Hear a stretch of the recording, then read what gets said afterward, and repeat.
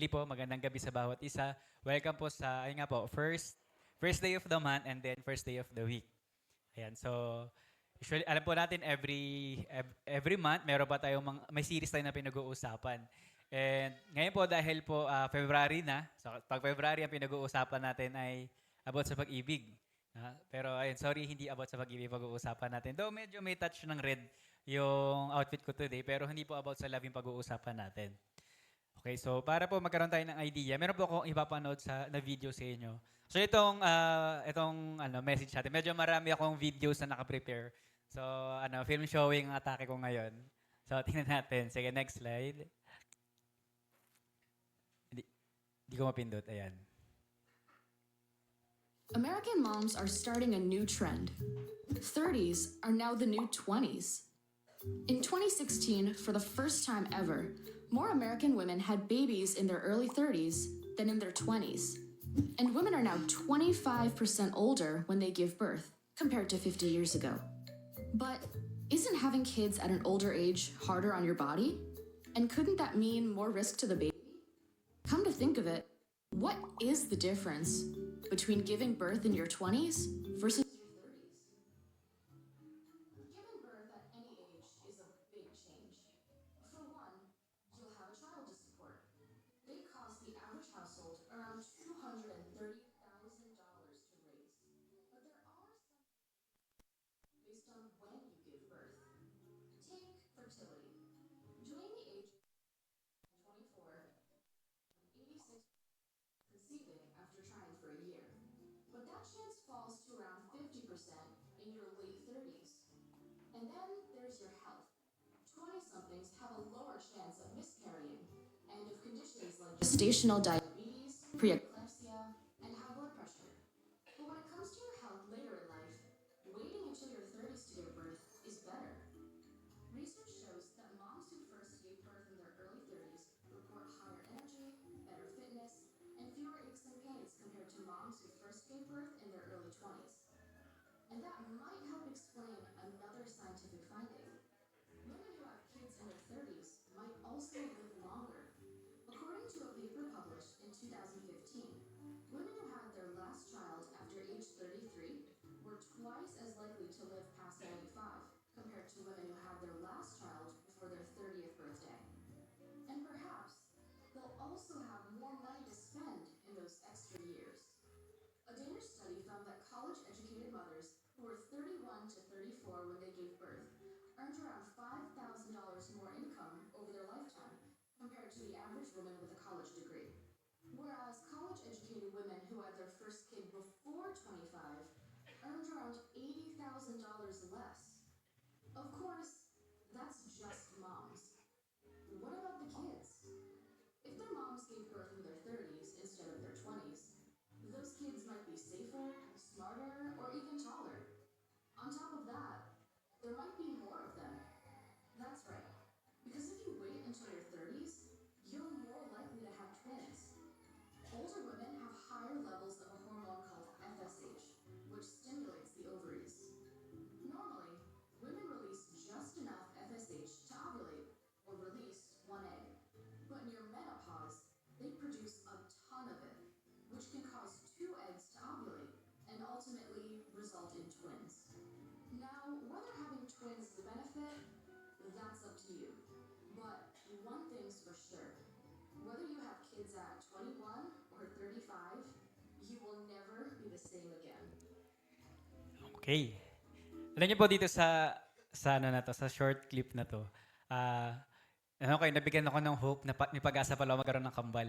Kasi yung asawa ko, di ba, si Nina, ano na siya, sa 30 na siya. So sabi dun sa video, kapag daw, past 30 ka na, usually daw ang mga babae ay may chance na mag-produce ng more egg cells.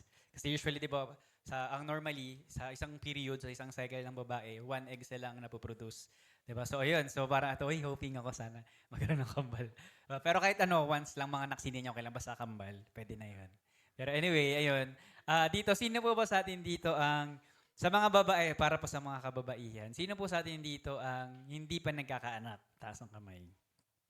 Hindi pa kayo nagkakaanak, hindi ka pa nagkaka-baby, you can raise your hand. Sige. Pag hindi ka nagtaas, tapos kilala kita, i-call out talaga kita. Pag hindi ka nagtaas. Okay, sige, ayan. Bakit ko tinanong yan? Hindi ko mapindot, be. Sige, tatry ko lang Hindi ko siya mapindot, not sure why.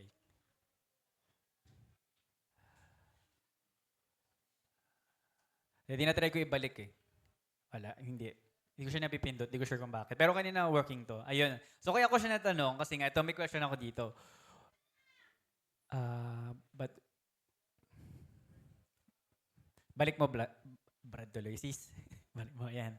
So what worries you the most about pregnancy? Sa mga hindi pa nagkakaanak kung di pa po kayo nagkakaanak. So alam po natin okay. So marami nangyayari. So alam po natin sa mga kababaihan, ang panganganak ay para sa babae lang. At syempre, yung araw mismo ng panganganak, masakit yun. Normal man or CS, cesarean, ang iyong delivery, syempre masakit po yun. Ngayon, sa period ng 9 months na ikaw ay ang isang babae magbubuntis, sa mga hindi pa nanganganak, ano po sa tingin nyo ang inyong kinakabahala or ano yung inyong kinakatakot about sa pagbubuntis? Okay po. Sa mga babae po, sigunahin natin, mamili muna ako ng mula sa bata hanggang sa pinaka hindi na ganong bata.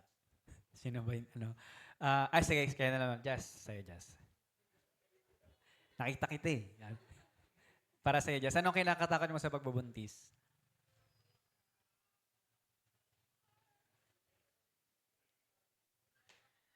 Masakit. Okay, in general, masakit. Okay, sige, maraming salamat. Next naman natin. Sa'yo, Joy? Sa'yo, Joy. Anong kinakatakot mo sa pagbubuntis?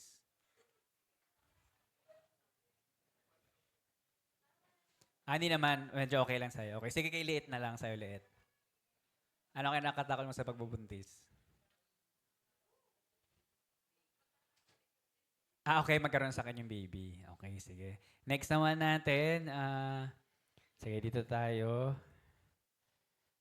Kay Jane, sa'yo Jane. Sorry Jane, nasa harap ka. Dahil malapit na, ikasal, di ba? Wala rin, okay. Okay. Sabagay. So, yun, palakpakan po natin yung mga sumagot. Maraming salamat sa inyong insights. Doon nga, di ba sa video kanina, ako usually, ang perception ko talaga kapag early 30s or pag past 30 na ang isang babae magbubuntis, usually ang alam ko talaga parang mahirap. Pero based daw doon sa studies na hindi daw pala, mas okay pala sa mga babae daw, na mga anak daw ng past 30. Tapos sabi doon, interesting pa kanina, di ba yung yung kapag yung last baby mo daw ay past 33 or 35 ka na, mas malaki daw, based sa study, parang siguro sa dito sa survey, mas mahumahawa daw ang buhay ng mga babae kapag past 35 na sila, yung last baby nila. So si mama pala, kasi mama, naging anak niya si Pia, yung bunso namin, 42? 42 si mama nung pinanganak niya si Pia. So sabihin si mama, aabot ng 120. Joke lang po. Pero ayun, diba? So parang interesting. And then next naman natin, okay, next slide. Hindi ko mapindot. Baka di nakabukas. Kaya pala naka-off. Okay na. So, ito try ko lang okay, working na. Salamat. Ayan, so next question, para sa mga nanay, sa mga na-experience na magkaanak. What was the most memorable part of your pregnancy? Siguro po, i-exclude natin yung mismong panganganak. So during yung pregnancy period po, ano po yung para sa inyo yung most memorable? Kayo po bahala kung happy memories ba to, sad memories, ganyan. Kayo po bahala. So taas po muna kamay ng mga nanay sa loob ng simbahan. Okay, so medyo marami. Okay, sige, simulan natin. Pag tinawag kita, share mo kung ilan yung anak mo. Okay, and then share your experience. Sige, kay Ate Marge. Ate Marge. Tatlo, okay. Memorable para sa'yo. Dun sa tatlo, Te Marge, sino memorable dun sa tatlo? Si Seth. Bakit si Seth? Kasi panganay. Okay, bakit? Anong meron kay Seth? Ano ulit? 19. So, nahihirapan? Maselan ba? Mas maselan? Hindi naman. Hindi ka maselan magbuntis? Kay Sela yung last lang. Ah, okay, okay. Sige, maraming salamat, Marge. Next naman natin. Siguro last, sige, kay Nanay Yoli. Nay, kung naalala nyo pa, Nay. Yung, ano, kung ano yung, ay, ilan po yung anak and then yung memorable? Tatlo, okay po. Kanina po kayo nag-CS? Okay, okay.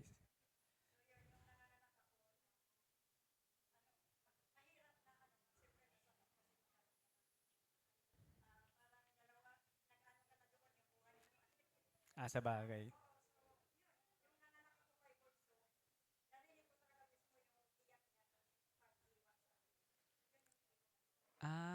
Okay. Ayos yun ha, maganda yun. Narinig yung sabi ni Nanay Yoli. Maganda yung share niya.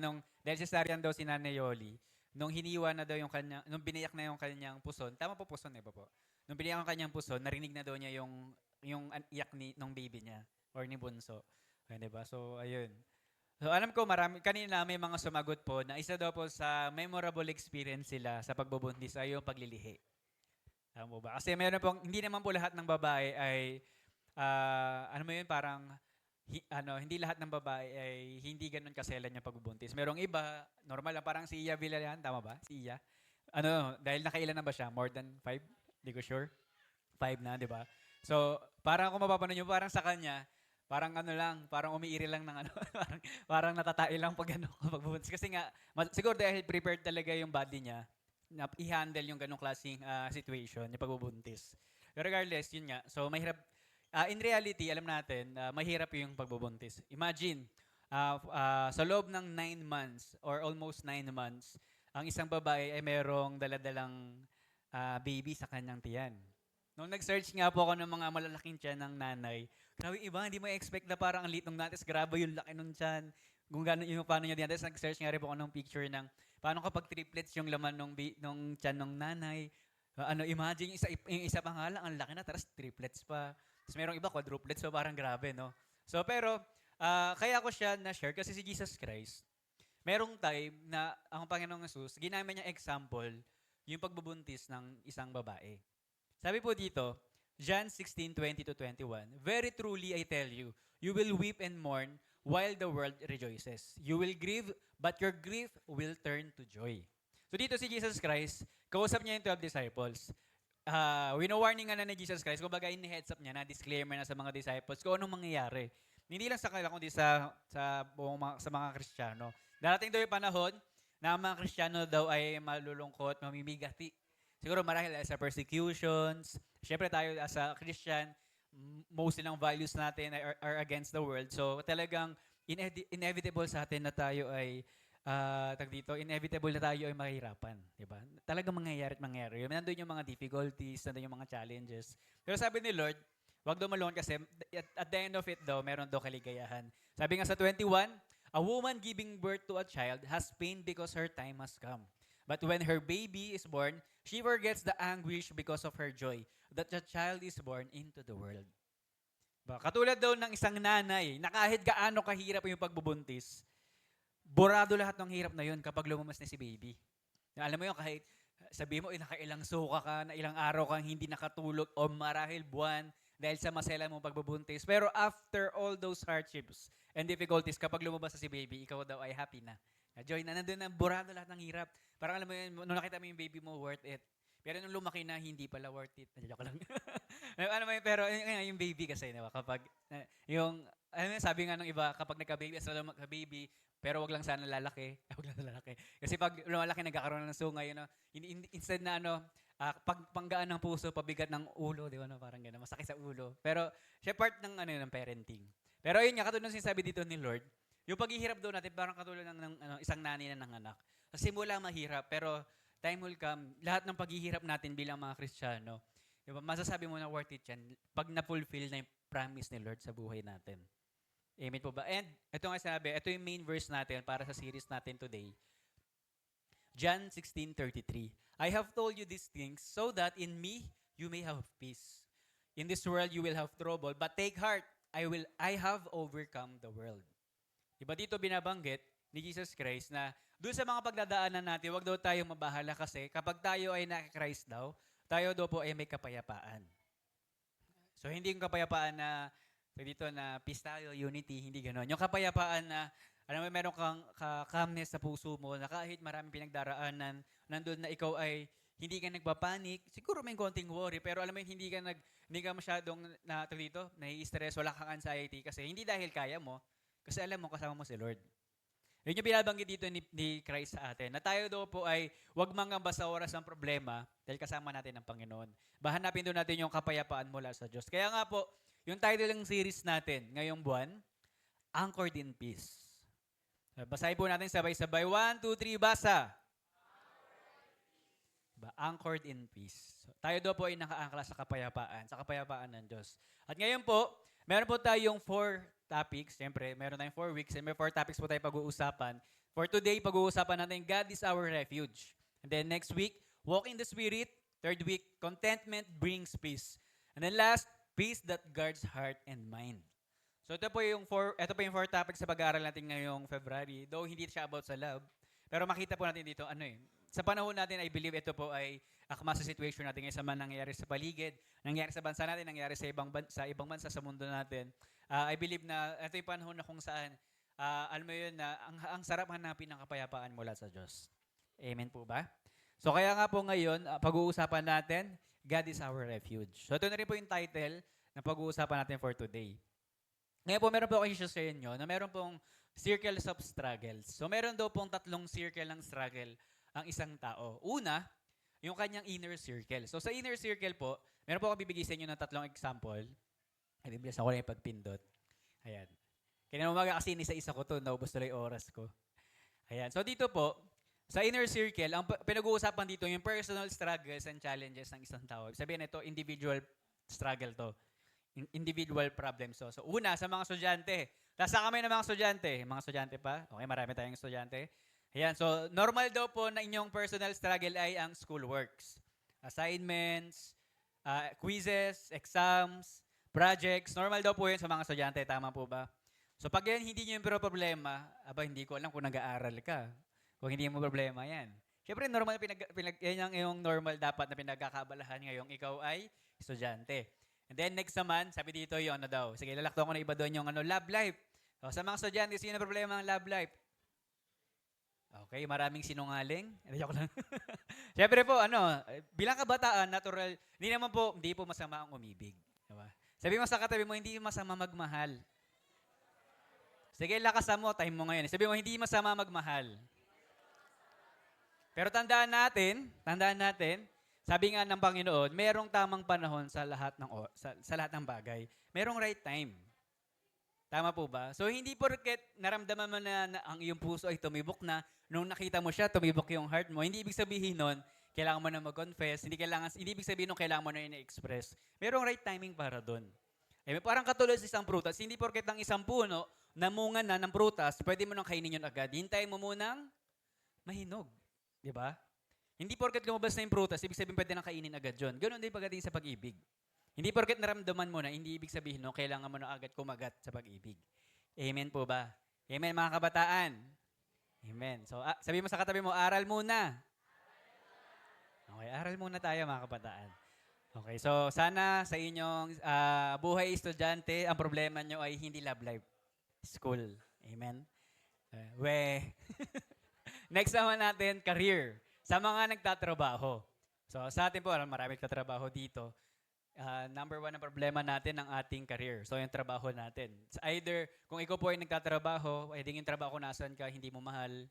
Pero no choice ka, yan kasi yung trabaho na meron ka, kailangan mo na lang mahalin. Diba? O kaya, another thing din, syempre bilang nagtatrabaho na yung pera problema natin. Lalo na, hindi ka na estudyante, na-realize mo na yung pakiramdam na hindi na ikaw yung binibigyan, ikaw na yung nagbibigay. Diba? Pwede tumutulong ka sa iyong mga kapatid, sa iyong pamilya. Ngayon, na-realize mo na importance ng money. Na kung dati, gusto mo lang gumastos ng gato, ganyan. Pero ngayon, dahil ikaw na yung nag-earn sa sarili mo, lalo na kung independent ka, marirealize mo yung importance ng money. And then, sa pangatlo naman, sa mga mag-asawa. Yan. So, ang problema daw po, yung inner problem or yung personal problem ng mga mag-asawa ay syempre sa lapidin. Diba? Yung isipin mo yung ano yung panggastos ng aking anak, kaya bukas sa pangbayad ng tubig, ng kuryente, ng internet, 'di ba? Yung pang-load dun sa cellphone ng anak ko, pang ML niya lang naman. 'Di ba? Pero ano yun, wino-worry ng nanay mo yun, ng tatay mo yun, yung mga panggastos niya, panggastos natin. 'Di ba? And then syempre sa mga magulang din, yung health natin.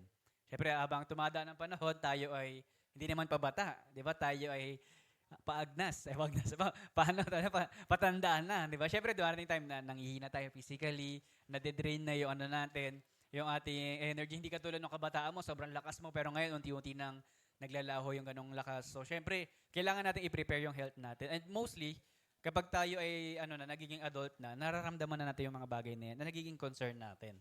Yan. So, yan daw po yung mga one of the things na ating mga personal struggle. Siguro marahil yung iba dyan, hindi ko nalagay, pwede hindi ko nabanggit, pero meron kayong mga personal struggle. Amen po ba? Next naman, so yung mid-circle naman, struggles of your circle of relationships that directly affects your life. So dito, pinag-uusapan, kung kanina yung mga personal struggle mo, ito naman, hindi mo problema. Pero problema ng mga tao sa paligid mo. Mostly yung mga close sa'yo. For example, yung families mo, circle of friends, ganyan. So yung mga ganun daw problema. Ito yung hindi mo problema nila, kaso apektado ka.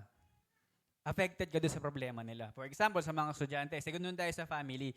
Pag sa mga estudyante, kapag ang problema mo ay yung pamilya, lalo na kapag, alam bilang nag-aaral, tapos yung parents mo nawalan ng trabaho for some circumstances. Diba, syempre, affected ka doon. Kahit hindi ikaw yung nawalan ng trabaho dahil estudyante ka, nakasandal ka pa sa kanila, wala ka na pang baon. No choice ka. It's either magiging working student ka or hinto ka muna para magtrabaho. Di ba minsan, alam natin dito sa Baseco, common story sa atin yan kasi dahil nga doon sa hirap din ng buhay. Amen po ba? Kaya nga, yung mga ganun yung klaseng example ng problema na hindi mo problema pero affected ka. And then, sa mga nagtatrabaho naman, ganun din, family. Na halimbawa, ako bilang nagtatrabaho, pag nagkasakit si mama o si papa, alam nga namang, di ba, independent na ako, meron na ako sariling pamilya, bahala kayo pag nagkasakit kayo. Hindi naman ganun eh. Siyempre, pamilya ko sila, mahal ko sila. Baka hindi nila sabihin, tutulong ako. Kasi nga, bilang nagtatrabaho, bilang na meron na rin akong income, meron na akong dito, capabilities na tumulong, tutulong ako sa parents ko. Kaya ganun, dahil sa mga nagtatrabaho, di ba, na kahit na hindi mo naman pinili yung problema na yung kaso matik damay ka. Halimbawa, kung ikaw breadwinner ka sa family, tapos yung mga kapatid mo nakasadal sa'yo, problema pa dyan, yung mga kapatid mo maaga nag-asawa. Diba? Tapos, dahil nakasandal sa'yo, yung baby nila, parang baby mo na rin. Ikaw bibili ng gatas, ikaw bibili ng diaper. Pag may birthday yun, ikaw magpapa-birthday. Kasi bakit? Walang trabaho si kuya, walang trabaho yung kapatid mo eh. Sa'yo nakasandal. Diba? Kaya minsan sa mga working, minsan, natin yan parang common story natin yan, lalo na sa mga breadwinner. Diba? Kaya nga sa mga estudyante dyan, aral muna bago pag-ibig. Amen? Kanina pa yun nata yung mga estudyante, no? And then, sana naman po sa nagtatrabaho, hindi ko ma-next. Okay, sa mga nagtatrabaho naman po, sa mga mag-asawa naman po, ang number one na kanilang mid-circle struggle ay ang kanilang asawa. Diba? Siyempre yung asawa nila. Diba? Kasi nga po, dahil kayo ay isa na, alam niyo po sa akin, bilang bagong married couple, isa po sa pinapractice ko sa akin na maunawaan na yung problema ni Ninya, problema ko rin. Kasi syempre, iisa na kami. Na hindi ko pwedeng sabihin na, kasalanan mo bahala ka sa buhay mo. Ikaw kagagawa mo yan kung nagkamali ka. Basta ako, labas ako dyan. Hindi ko pwedeng sabihin ganun. Kasi nga, iisa na kami, mag-asawa na kami. Diba? Ganun din sa kanya, kapag meron ako kalokohang ginawa, kahit ayoko madamay siya, matik damay siya. Kasi nga, asawa niya ako. Amen po ba? Kaya nga, alam ko, sa mga may asawa dito, lalo na sa mga matatagal na, siguro sanay na kayo. Sanay na kayo. Alam ko, normal na problema yun, di ba? Yung spouse, na kung ano naman yung problema nila, problema mo rin.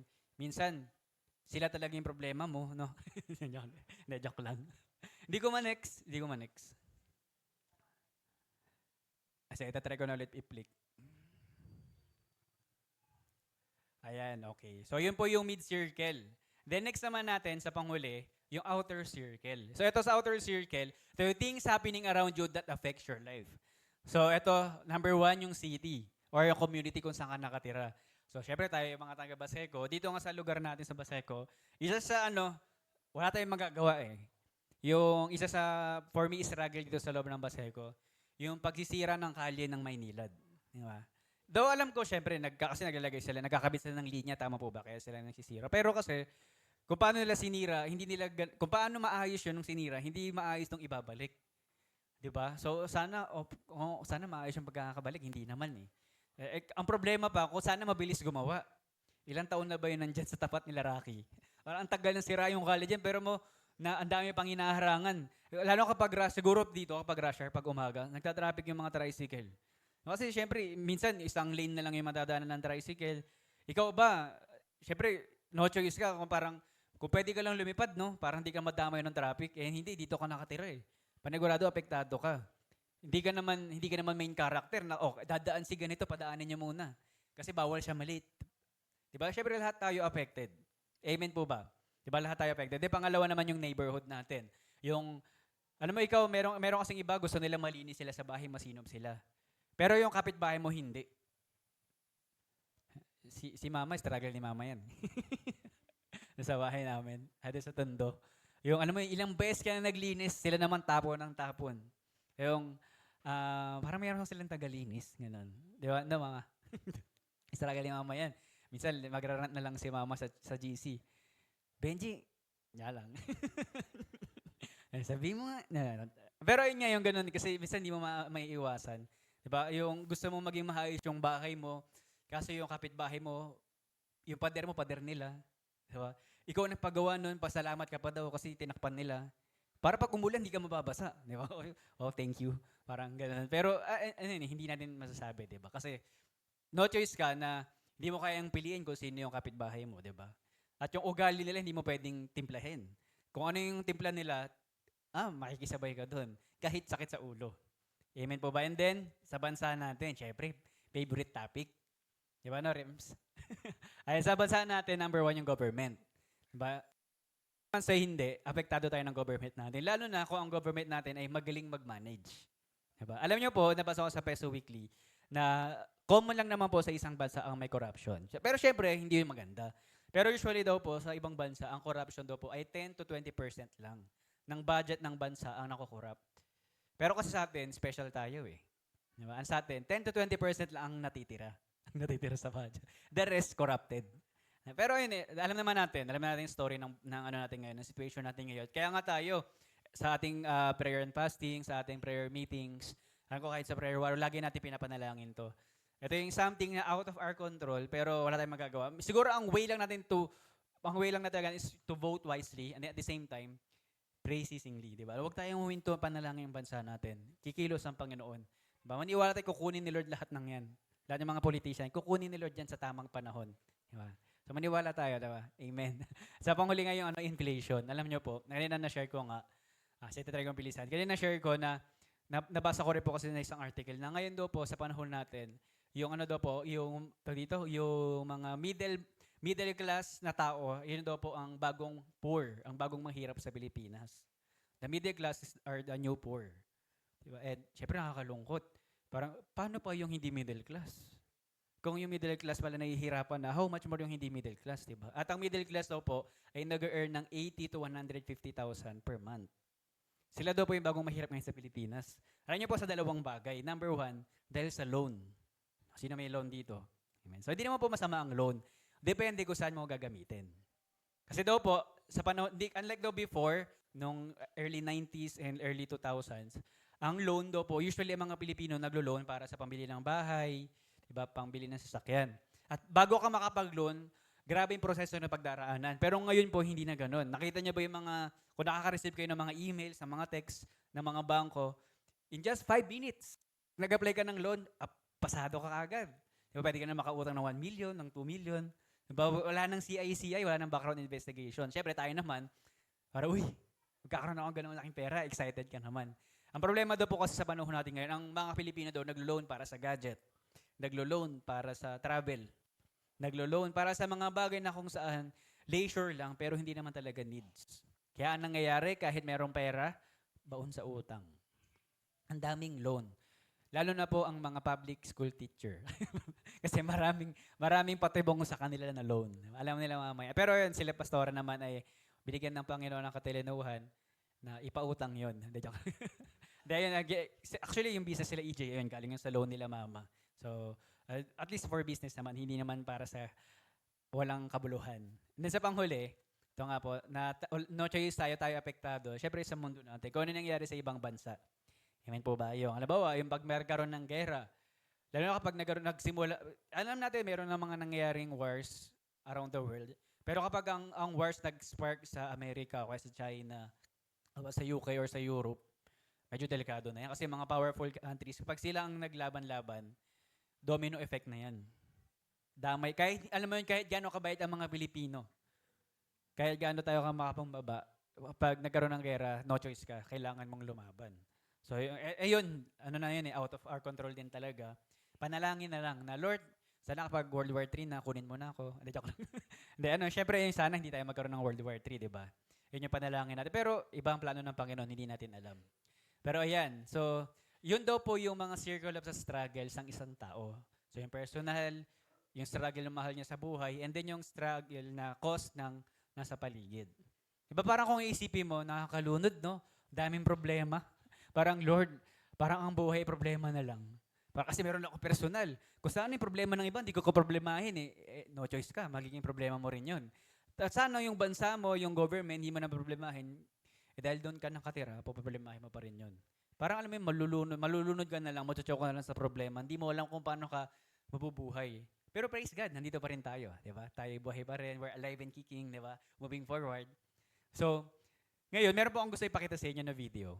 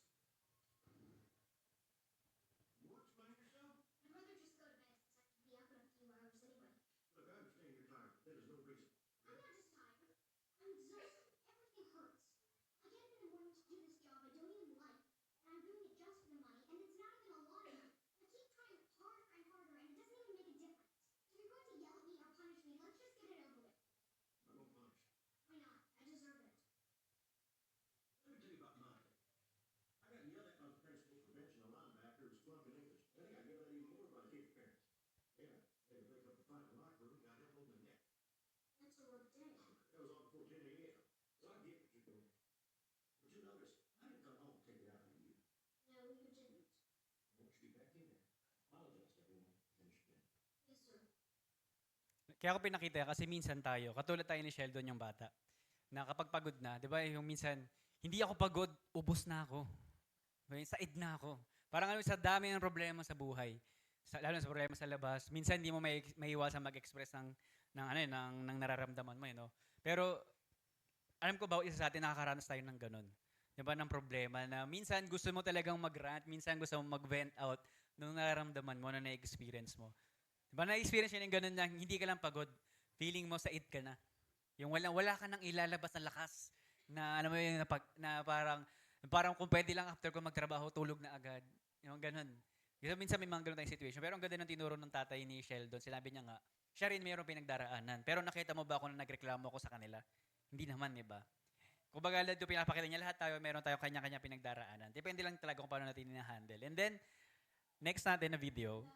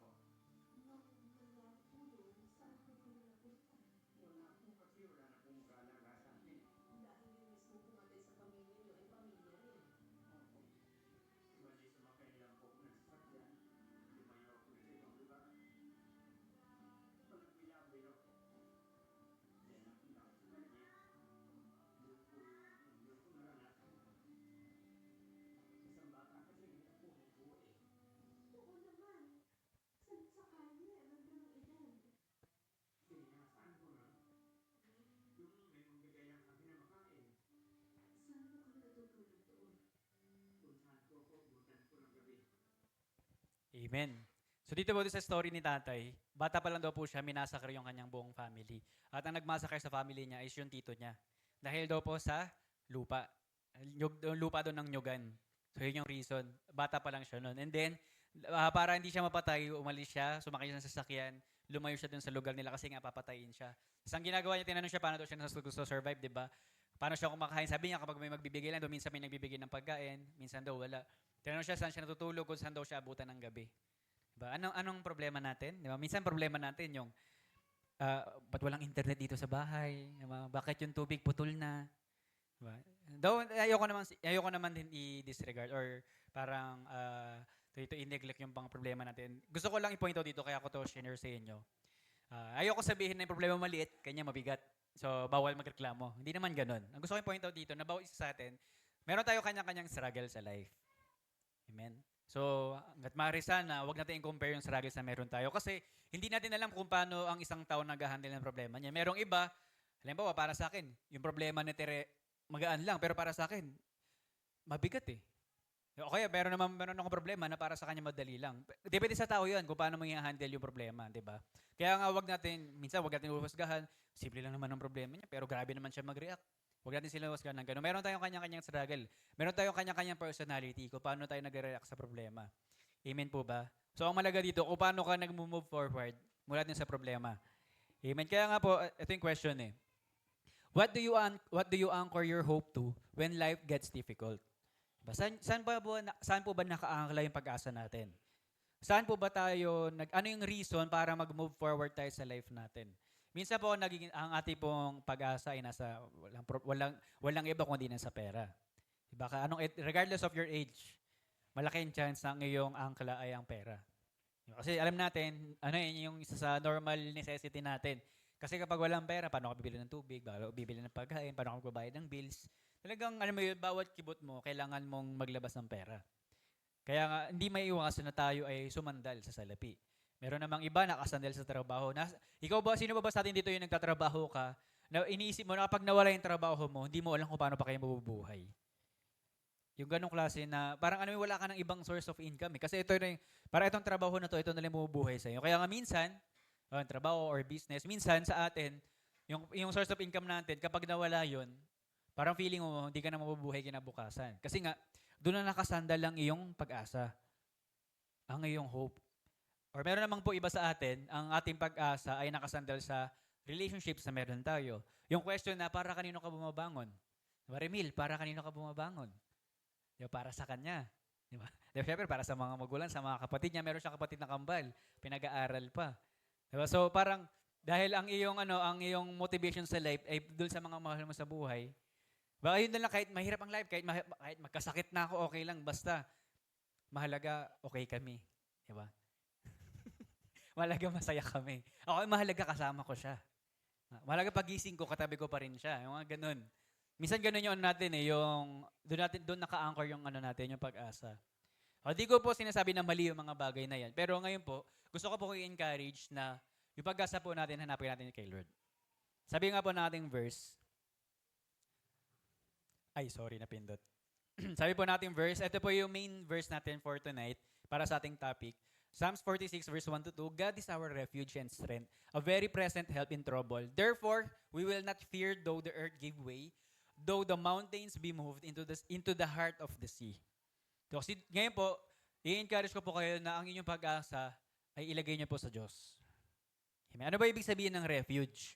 Sabi po dito, ang refuge daw po, a refuge is a safe place or shelter where you go to escape from danger, trouble, or difficult situations. Yun daw po yung refuge. For example po, usually po din sa Amerika, familiar po tayo mga hurricanes, tornado. Pag tumama yung hurricane or tornado, talagang wasak ang bahay. Lili pa rin talaga yung bahay mo. So sa kanila po, ang kanilang refuge ay meron po silang bunker o kaya meron silang mga basement. Kaya sa ibang bansa po, usually normal sa kanila na may ganun. Kasi yun nga yung nagiging safe place nila. Yun yung kanila naging shelter sa oras ng dilubyo, lalo na sa mga natural disasters. Yun yung way nila to survive. So yun daw po ibig sabihin ng refuge. Kaya nga po yung refuge is, symbolizes protection, comfort, and safety. Dito sinasabi po sa verse, sa pag-aaralan natin ngayon na si God ang maging refuge natin. So, the Lord is encouraging us tonight na siya po ang maging refuge natin. Siya ang maging safe place natin, siya ang maging comfort natin, siya ang maging safety natin.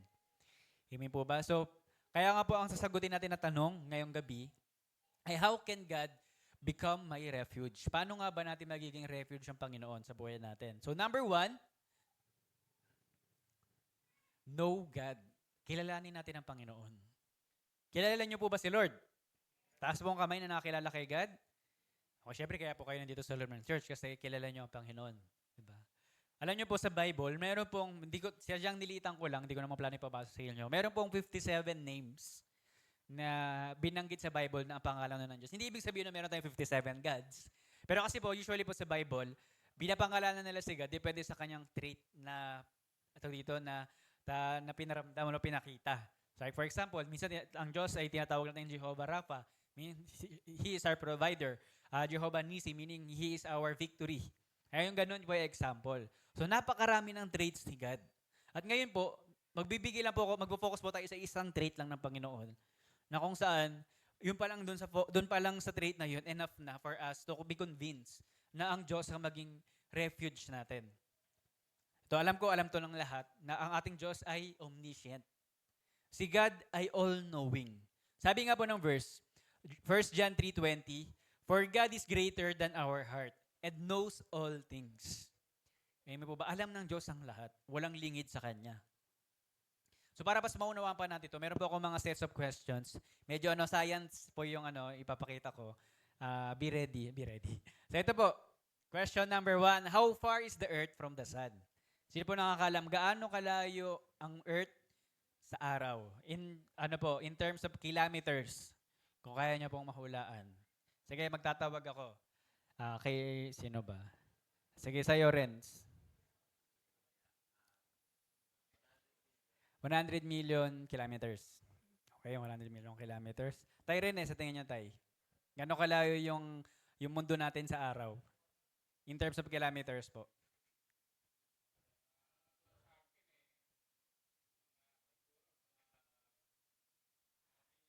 Billion kilometers, okay? Ay, babae naman tayo. Dito, kay Apple, sa'yo Paul, para sa'yo Paul. Gano'ng kalayo ang Earth sa Sun? Hula lang, hula. Ilan nila? Million. Okay, 147 million kilometers. Sige, last natin. Sino ba? Sige, Ate Joanne, sa tingin mo, gano'ng kalayo? Okay. Nandito nga pala si Joanne kaninang tanghali, nakalimutan ko. Ayun. So, ang sagot po ay about 150 million kilometers. Approximately, kung ito nasa 149 something ata. Ganyan. So, yan daw po yung layo ng araw mula sa atin. Ngayon po, meron pong tinatawag na, ang NASA po, meron po sila tinatawag na Goldilocks zone or habitual zone. Ano po ibig sabihin nito? Habitual zone is the region around the star where temperature are just right. Not too hot, not too cold. To allow liquid water to exist on the planet's surface. So, yun daw po. At yung Earth daw po ay considered na tayo daw po ay nasa habitual zone. Sabi, pag sinabing habitat or habitual, pwede kang tumira. Kaya nga po, siguro kaya tayo nandito sa Earth, di ba? So, kaya po, di ba ang sun po ay star? So, yun daw po, saktong-sakto lang daw po yung distansya ng mundo natin mula sa araw para hindi tayo matunaw, hindi tayo mapuksa anong araw.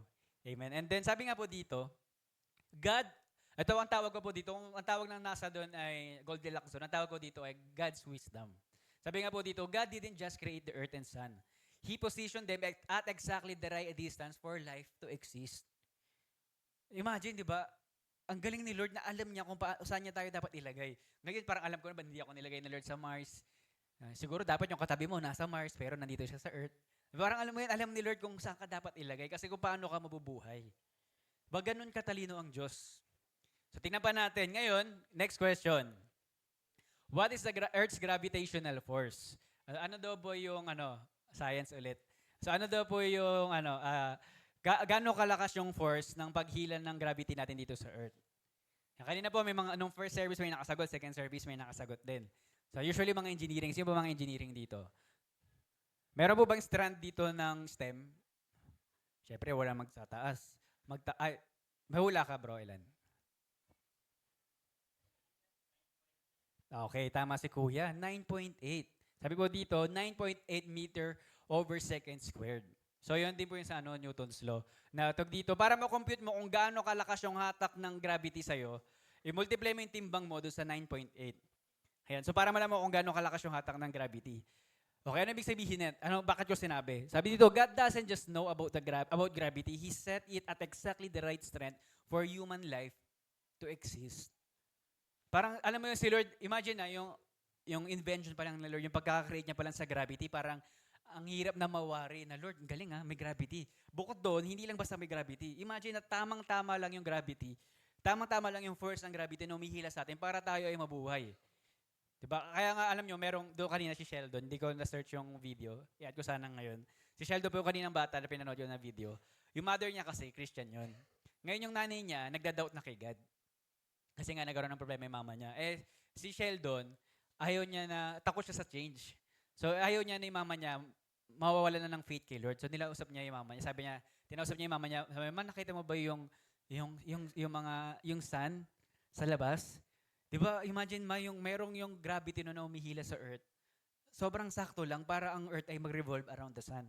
At the same time, dito sa mundo natin kung nasan tayo, yung umihila sa atin na gravity, sobrang sakto lang para tayo ay makalakad, para tayo tumalon, makatakbo. Hindi ka namamatay. Sabi nga niya doon na, kung tutuusin, kung si Lord ay nagkamali, yung pag-set ng right amount ng gravity, baka hindi tayo nag-exist. Patay tayong lahat. Kaya nga po, sabi dito ba, na si Lord, ang sobrang galing niya na alam niya yung tamang amount. Alam mo, sobrang talino niya na hindi lang siya maalam na kaya ko gawin to, kaya kong gawin niya. Pero alam niya pa yung tamang sukat para sa atin tayo ay mag-exist. Amen po ba? And then, last question. What are the major body systems of human body? So, ilan po ba yung major body systems na meron tayo? Kung kayo po ay manghuhula. Sige. Kung meron kayo idea. Genesis, mayroon kang hula kung ilan. Hindi ka, magbigay ka lang ng number. 112? Ang dami naman. No. Hindi, ilan? Sa tingin mo, hula. 6, okay, maraming salamat. Go, Jazz. A question? May tanong ka? Guess, go. 12, okay. Sige, iba naman. Ikaw, Liza, para sa'yo, ilan? Bawal mag-search. Ilan? Ilan daw? 12? 11, okay. So, ang tamang sagot ay 11. So, meron tayong 11 major body system. So, major pa lang pinag-uusapan natin dito, hindi minor. So, sa loob ng katawan natin to, so isa-isay natin, recall natin yung science.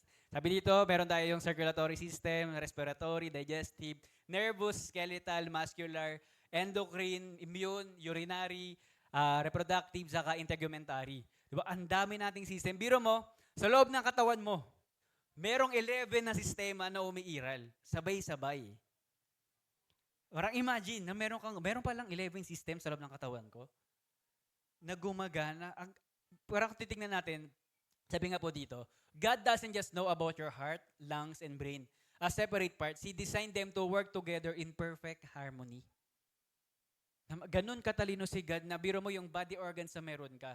Yung sistema na meron ka sa loob ng katawan mo, lahat yung nagwo-work in harmony. Kasi kapag yun hindi nag-work in harmony, ano mangyayari? Magkakasakit ka or worse, mamamatay ka. Kaya nga po minsan yun po yung mga disabilities natin pagdating sa organ, talagang malaki ang effect na sa buhay natin. Pero imagine yung design ni Lord sa atin, na napakagaling. Na alam mo yun na, grabe no, sa loob ng katawan ko, merong 11 na system na gumagana. At take note hindi lang sa'yo. Ano pa ba ibang creation ni Lord? Sa mga insekto, sa katawan ng insekto, ganun din. Marami rin mga sistema. Sa mga halaman, ganun din. Marami rin system. Kung titignan mo sa lupa, ganun din. Meron din system sa ere, meron din system. Kumbaga, in overall, kung titignan mo yung ginawa ni Lord, yung buong creation ni God, lahat may sistema. Kaya makikita mo yung pagiging yung order kay Lord. Importante. Saka dito makikita mo na grabe yung talino ni God. Lord, na parang isip mo, Lord, paano mo naisip yun? Paano mo naisip na meron akong 11 system? Paano mo naisip na yung ibang hayop din meron din system sa katawan nila? Baka mo naisip na environment natin, meron ding system. Parang imagine, noon kalawak yung pag-iisip, yung katalinuhan ng Diyos. Yung wisdom ni Lord na ang hirap arukin, ang hirap isipin na, Lord, may limitation ka ba? Parang imagine kung ano yung kayang gawin ng Panginoon. Kaya nga po dito, Sabi po ng Proverbs 3:19, "The Lord by wisdom founded the earth, by understanding He established the heavens." 'Di ba? Ang Diyos dahil daw sa katalinuhan daw ng Diyos ang gumawa sa atin.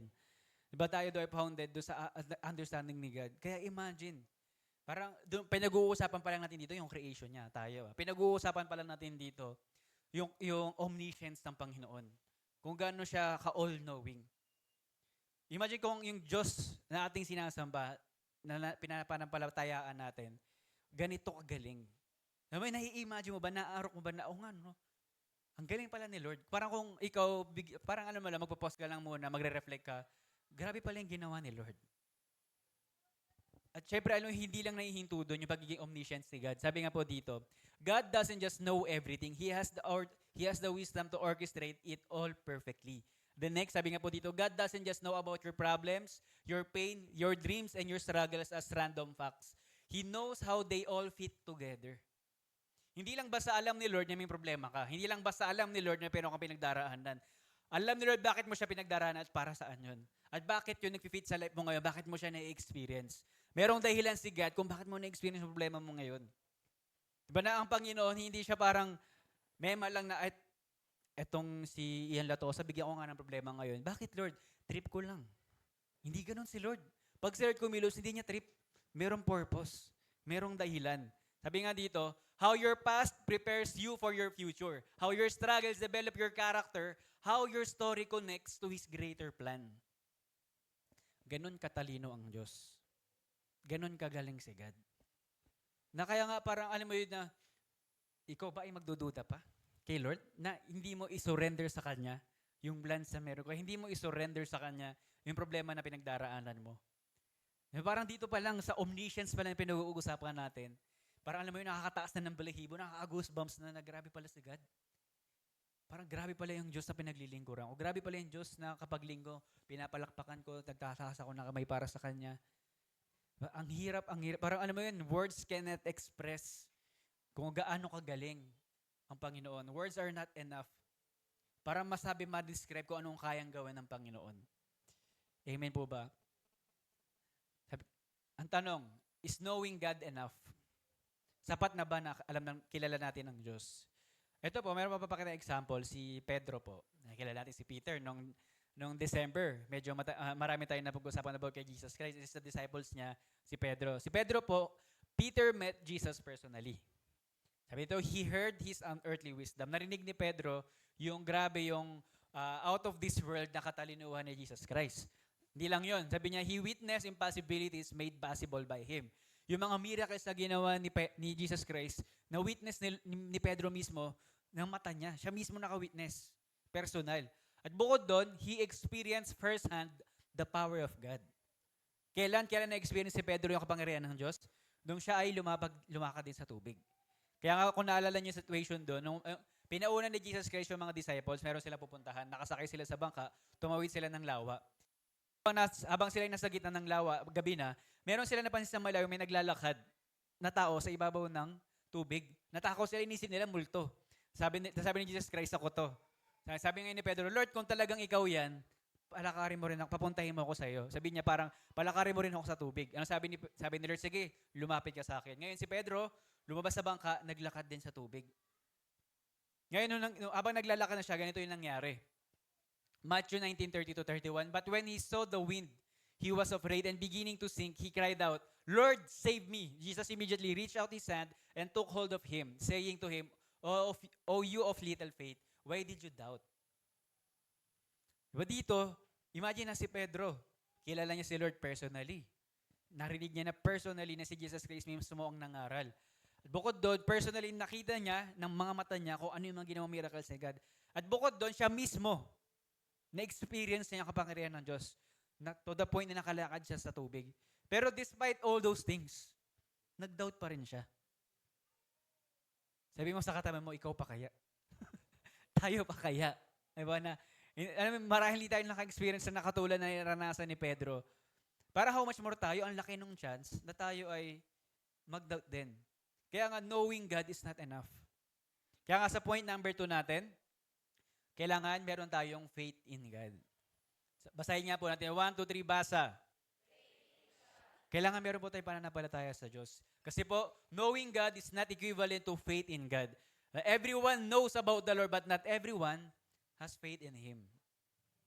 Hindi po lahat ay mayroong pananampalataya sa Panginoon. Marahil maraming tao ang kilala ang Diyos, pero hindi lahat sila ay mayroong totoong genuine na faith kay God. Kung tatanungin ko po kayo, how will you know if someone is trustworthy? Paano mo masasabi ng isang tao yung pagkakatiwalaan? Para sa inyo tayo, paano nyo masabi ng isang tao po ay mapagkakatiwalaan?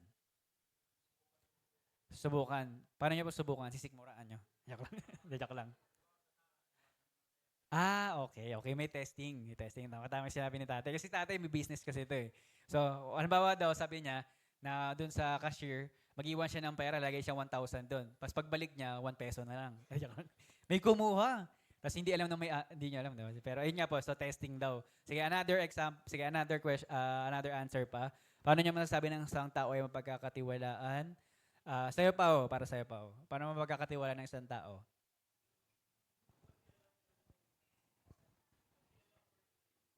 Pagkilala mo personally. Okay, so pagkilala daw natin personally. Ngayon, meron pa pakita sa inyo. So familiar kayo dito, lighthouse. Or sa Tagalog, parola. Diba? So ang parola, ano po ba ang function ng lighthouse? Kuya Ian, ano po ang function ng lighthouse?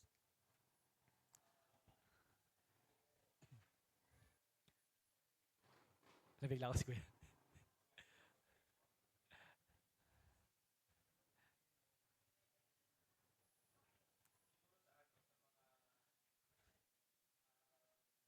Mga bangka, barko. Okay, markers. Okay, sa location. Okay. Maraming salamat. Sino po ba? Sige, kay Nanay Lori. Nanay Lori. Para sa inyo, Nay.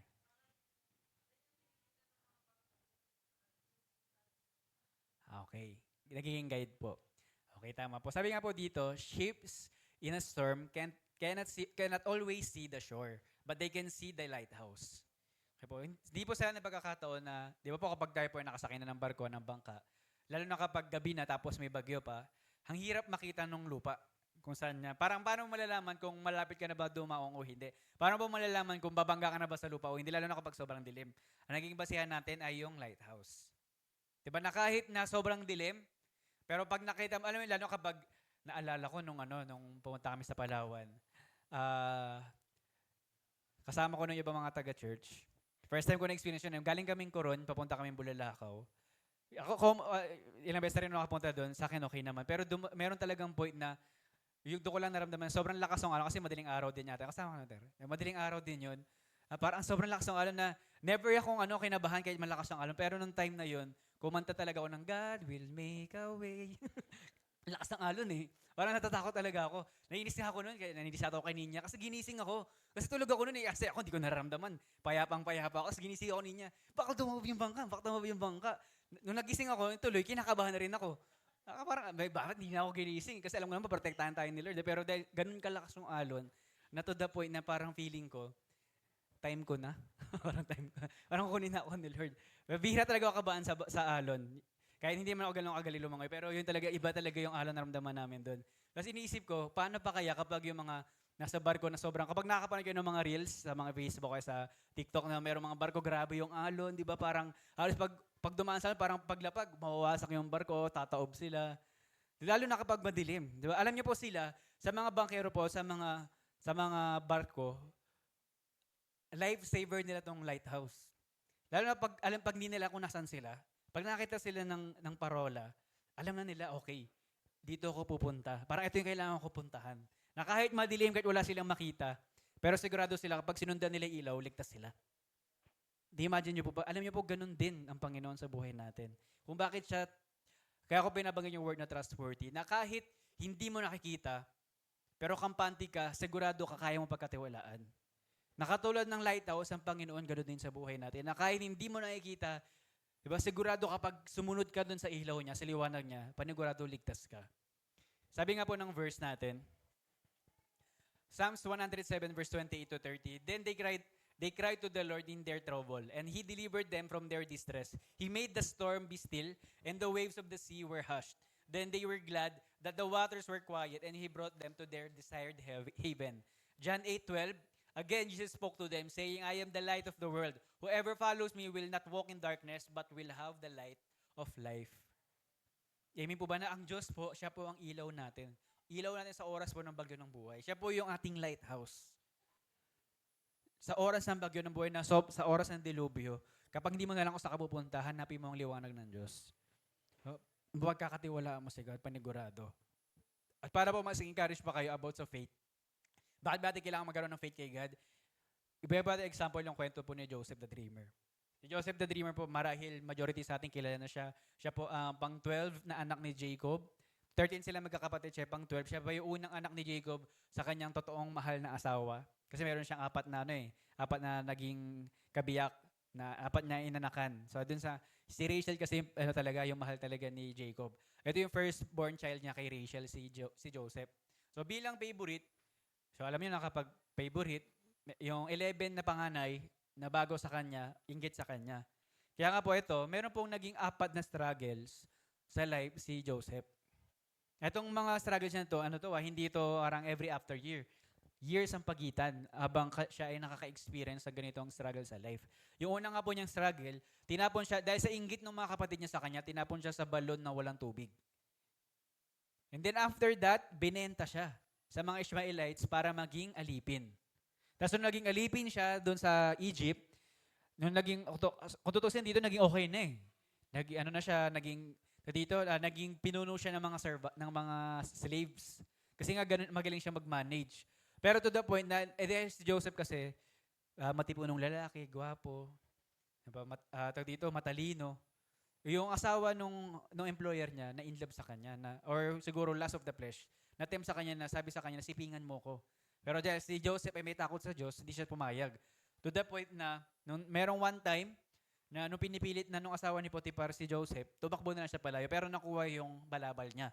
Kaya nangyari, nagsisigaw yung asawa ng employer na sabi, rape, si Joseph, nire-rape ako. Parang ganun sinasabi. Pero tas nung dumating, nakita na, sabi niya, yung alipin mo, tinangka akong gahasain. Tapos ngayon, napakulong siya. Tapos nung nakulong siya, after years, meron ding mga nakulong na officials or ng servants ng Pharaoh. Yung isa tagagawa ng alak, yung isa naman tagagawa ng tinapay. Nagkaroon sila ng panaginip. Doon kaya nga si Joseph the Dreamer kasi marami siya laging panaginip. Nagkaroon ng panaginip yung dalawang servant ng Pharaoh. Ngayon, in-interpret ni Joseph yung panaginip ng dalawa. Yung isa kasi, bibitayin, yung isa naman, marireinstate doon sa kanyang, mababalik doon sa kanyang posisyon sa pagtatrabaho. Sabi niya ngayon doon sa babalik, doon sa wine keeper, niya, kapag sabihin mo sa Pharaoh na hindi ako nagkamali, wala akong pagkakamaling ginawa, bakit ako hindi ko deserve na makulong. Sana kapag nakalabas ka na, alalahanin mo ko. And then, ayun nga, to make the long story short, nakalabas yung wine keeper ni Pharaoh. Pero nung nakalabas na siya, nung balik na siya sa dati niyang buhay, nakalimutan niya na si Joseph. Si Joseph, naghintay ulit ng years bago makaalabas. E kung titignan natin, kung tutusin itong struggles ni Joseph, itong first struggles niya, rin to sumasalamin din to sa mga problema natin sa buhay. Sino na-experience dito yung meron kang kapamilya? Kapamilya mo na, tinatabla ka pa sa pera, may tinatalo ka pa pagdating sa business. Okay, alam mo yun, parang gumagawa pa ng mali sa'yo, pero samantalang kamag-anak mo pa. Diba? Kaya minsan naman, merong iba dito na, alam mo yun, hindi mo deserve yung mga ganito bagay dahil merong naiingit sa'yo, pero ikaw yung nagiging kawawa dahil sa kagagawa ng iba. Like for example, yung kay sa asawa ni Potiphar, yung ginagawa mo na maayos yung trabaho mo, pero dahil sa inggit ng iba sa'yo, dahil meron silang masamang balak sa'yo, sisirain nila yung pangalan mo.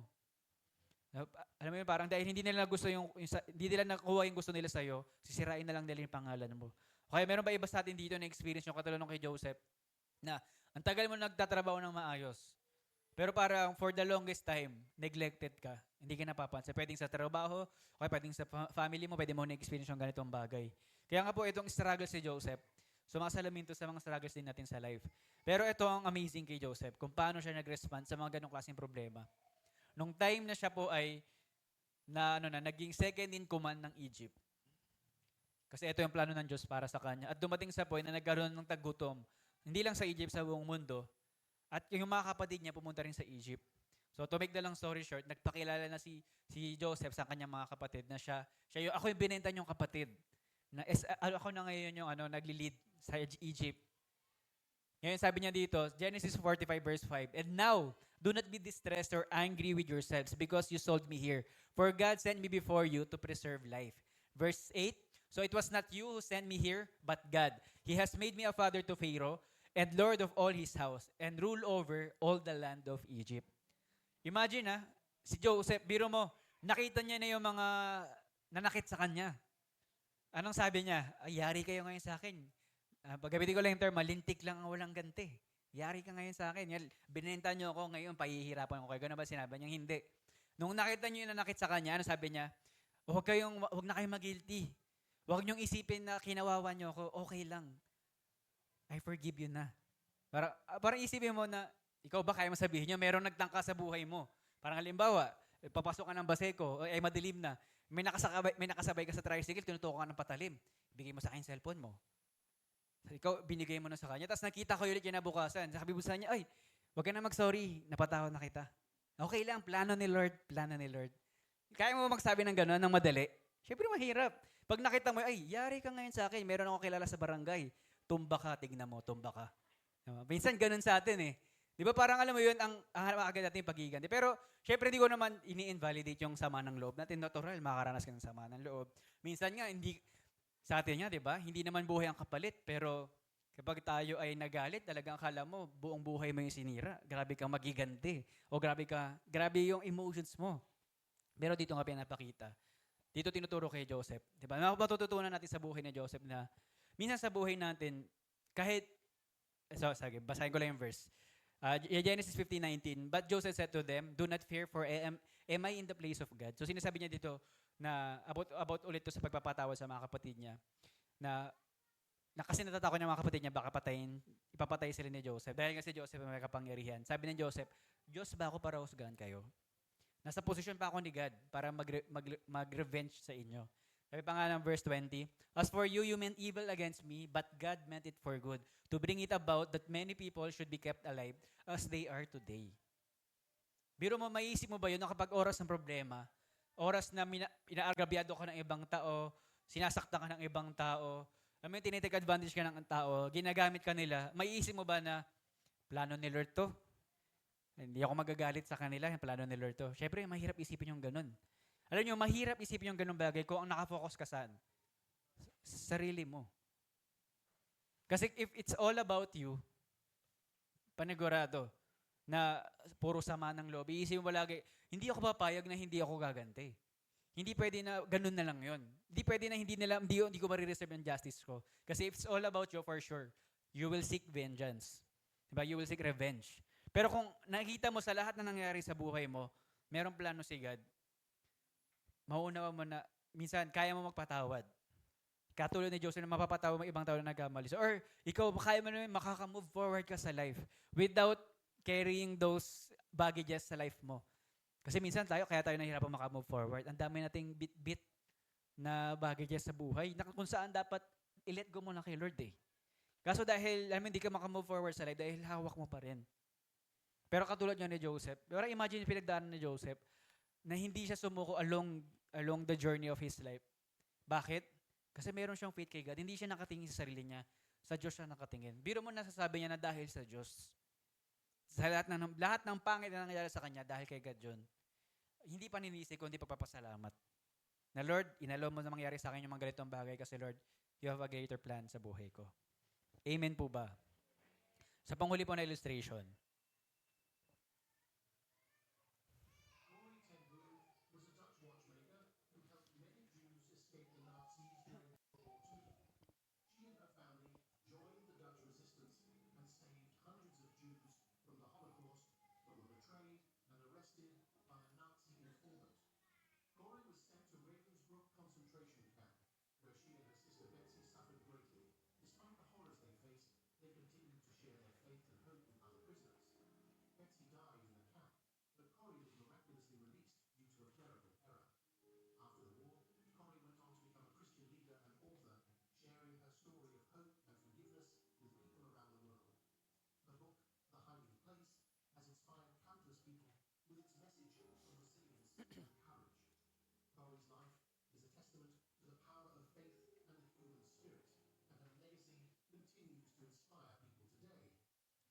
Amen. Ito po, si Corey Ten Boom. Kaya ko po siya nakilala kasi no, ako po yung nag-aaral nitong message. Nag-search po ako ng mga relatable quotes at kung sino po yung mga nagsabi. Ngayon, nakita ko yung pangalan ni Corey Ten Boom. Sabi ko, parang ano, parang ang weird ng name niya, Corey Ten Boom. So parang, kaya sinearch ko, sino ba to si Corey Ten Boom? And then, nung na-search ko, grabe pala yung ginawa niya. So si Corey Ten Boom, siya po ay Dutch watchmaker. Lumaki siya sa isang kristyanong pamilya. At nung pumutok po yung World War II, so, di ba po ng World War II, sa Europe, isa po sa main event ng World War II, yung Holocaust. Kung saan meron pong maraming Jews, di ko lang milyon-milyon na Jews ang namatay. Dahil sinunog ng buhay ng mga Nazi. Kasi nga, ang goal nila, genocide. Hubusin ang lahi ng mga Hudyo. Yun yung pinaka-goal nila. Ngayon, bilang Kristiyano, itong si Cory, kasama kanyang family, ang naging ano nila, nagkaroon sila ng ano, nag-resist sila doon sa gusto ng ano ng mga Germans. Ginawa nila, nagligtas sila kung hanggang sa maabot ng kanilang makakaya, tunulungan nila yung ibang mga Jews. Umabot sa 800 yung tao na naligtas nila. So imagine, yung family nila nakapagligtas ng 800. Siyempre kung ikaw nasa ganon, feeling noble ka, 'di ba? Alam mo yun yung siguro alam mo yun parang hindi mo naman syempre hindi ka maghahangad ng gantimpala sa ganung bagay, pero alam mo na pag sa ganung situation, kasama mo ang Diyos. Eh, mo ba kasi ginagawa mo yung, alam mo yung para kay God yung ginagawa mo eh. Pero dahil sa kanyang pagliligtas, alam niyo po ba, dahil sa ginawa nila ng pagliligtas doon sa 800 Jews, yun ang naging simula ng pagkasira ng buhay nila. Kasi merong isang Nazi na spy na nagkunwaring Hudyo para malaman kung anong ginagawa ni Cory. Anong nalaman niya kung anong ginagawa ni Cory, nagsumbong yung Nazi na yun sa mga Germans na ito pala si Cory at kanyang family nagliligtas ng mga Hudyo. Kinulong sila. Para isipin mo, di ba, na ikaw gumagawa ka ng mabuti, ng tama. Tapos ang maging response, hindi ka poprotektahan ng Diyos. Para may ginagawa mo naman yun para sa nation ni God. Pero ganun yung nangyari sa kanila. Na nakulong, kinuha sila, yung buong family nila. Kung tutusin, doon na sila nagkaiwa-hiwalay hanggang sa hindi na sila nakita-kita. Namatay na isa-isa yung family members niya nung kinuha sila doon nung sa gera. Sila nga, sabi nga, ito yung listahan na na-experience niya. Physical torture, loss of loved ones, dehumanization, starvation and disease, witnessing mass death, psychological trauma, betrayal, the darkest evil humanity can produce. Yan yung mga bagay na na-experience ni Cory. At biro mo, meron nga point dyan na doon sa kampo kung saan sila kinulong or saan sila nakalagay, doon daw po sa kampo nun, kaya daw po nun mag-hold or kaya nun mag-hold ng 400 prisoners. Pero lahat sila, ang total prisoners na kasama niya nung during that time na sila yung hinuli, 1,400. So ganun karami silang mga prisoners. Kaya nga daw po to the point na pag natutulog sila nakatayo. Tapos halos whole day yung forced labor nila. Pag sabi natin forced labor, marahil iba-iba. Pwedeng maraming pinapagawa. For example po sa Israelites before, ang forced labor sa kanila, pinapagawa sila ng Pyramid of Egypt. Pwede yung forced labor sa kanila during that time, pinagagawa ng tulay, ng bahay, ng barracks. Depende, hindi natin lang kung ano pinapagawa sa kanila. Meron pa nga doon, nabasa ko pala, na meron point doon na pinagtatrabaho sila, lahat sila walang saplot. Tapos sobrang silang pagod. Kasi imagine, kaya nga dehumanization eh. Hindi makatao yung ginawa sa kanila.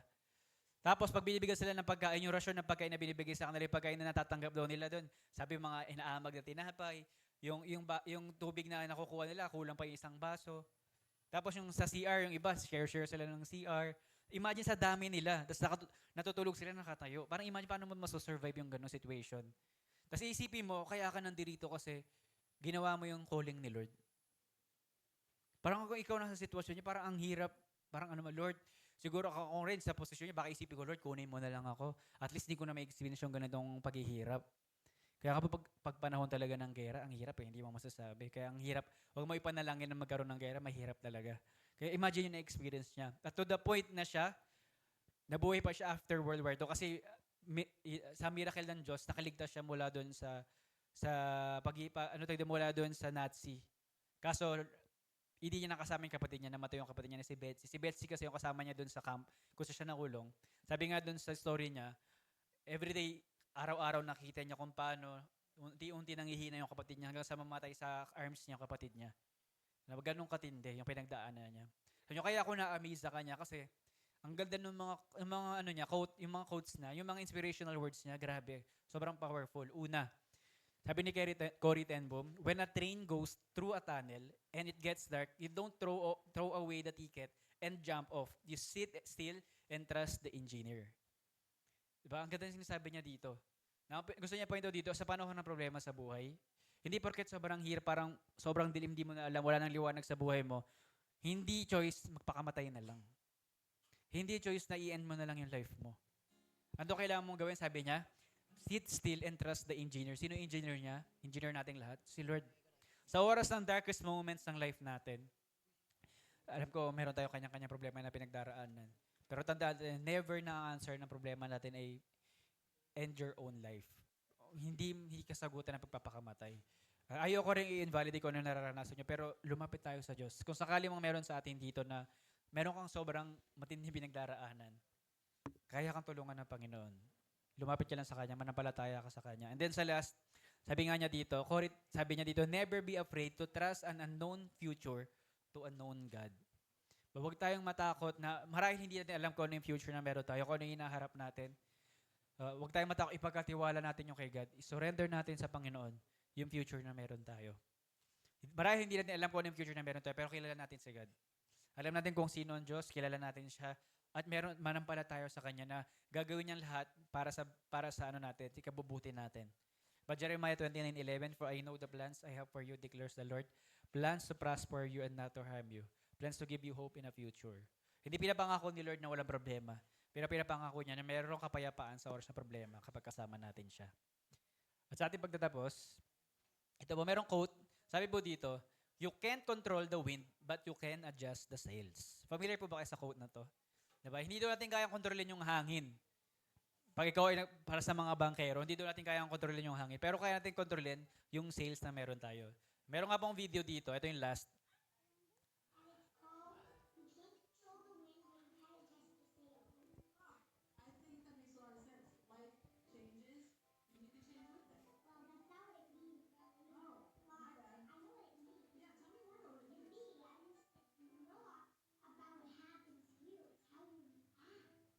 Amen.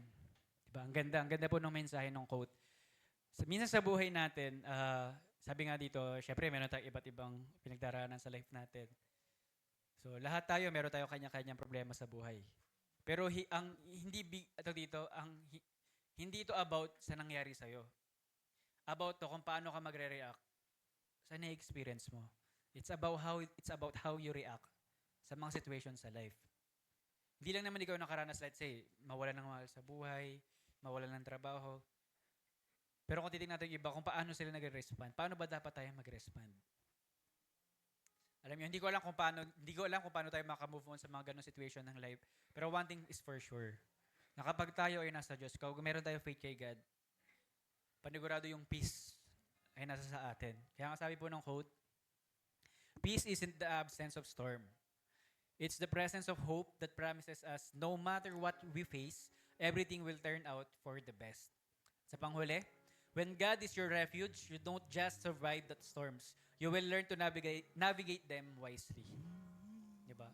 Kapag tayo po ang Diyos ang kanlungan, ang sandigan natin, kahit gaano kadilim ang buhay, kahit gaano kalakas ang bagyo sa buhay natin, bibigyan tayo ng Panginoon ng wisdom kung paano tayo ma-overcome yun. Matutulungan tayo ng Panginoon na ma-overcome yung mga bagyo ng buhay natin. Amen po ba? Inaanya ko po tayong lahat ay tumayo. At sa oras na ito, awitin po natin itong kanta na ito. Multimedia pa, flash ka po ng lyrics. So awitin natin yung sandigan. Maging panalangin natin ito na katulad ng kung paano ang Diyos sa buhay natin na inag-offer sa atin na siya yung maging sandigan ng life natin. And let this song be our prayer na declaring na Lord, we're declaring our lives that you are our refuge. Lord, you are our peace. You are our hope. Awitin natin yung sandigan.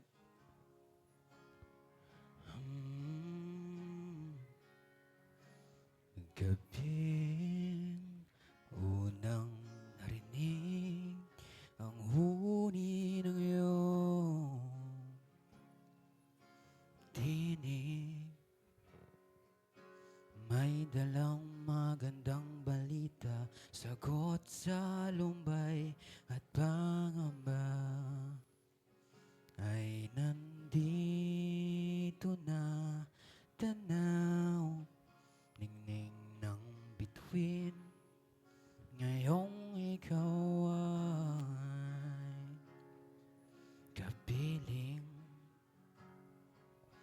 Hatid mo ay kapayapaan sa aking pusong nasaktan. Ika'y nandito na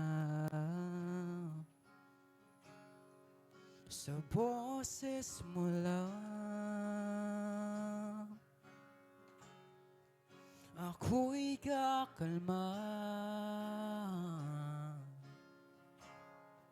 sa piling mo lang sapat na.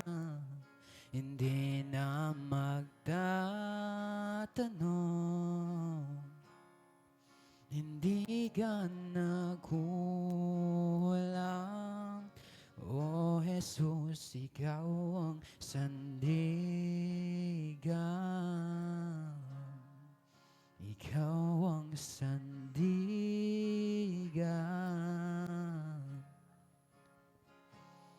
Walang kung sino man ang makakanakaw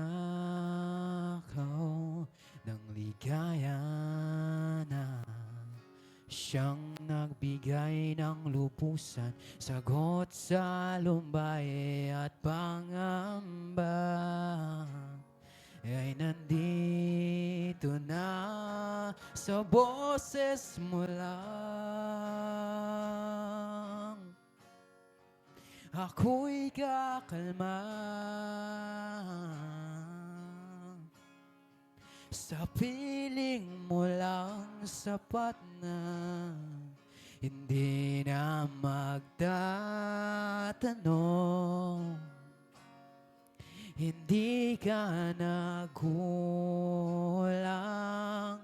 O Jesus, ikaw ang sandigan.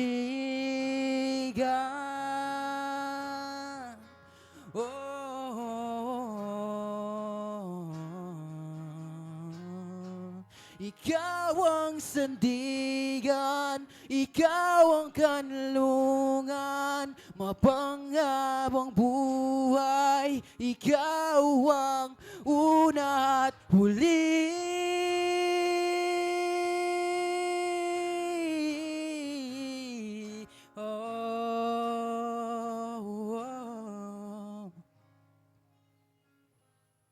Sa boses mo lang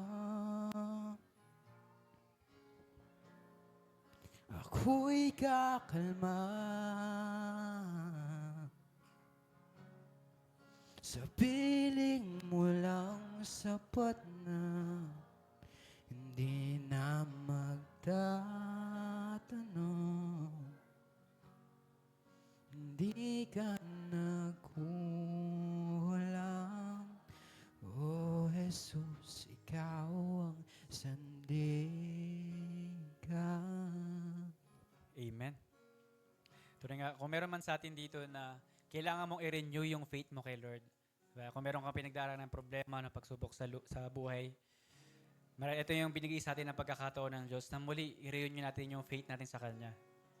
Marahil iba sa atin dito, baka nasa level ka lang na kilala mo lang ang Diyos, pero wala ka pa talagang pananampalataya sa Kanya.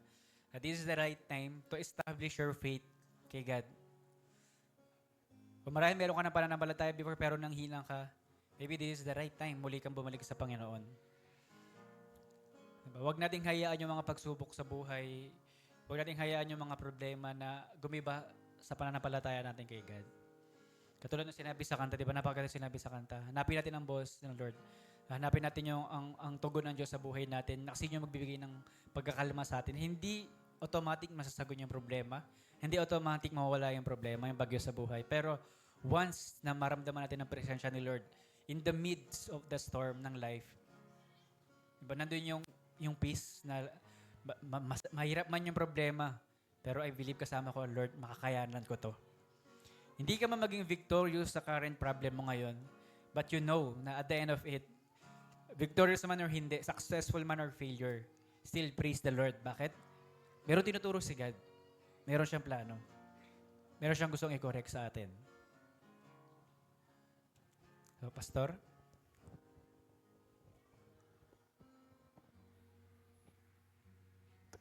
Tayo po'y manalangin. Taas natin yung ating kamay sa Panginoon. Hallelujah. Purihin kayo, Diyos, Lord.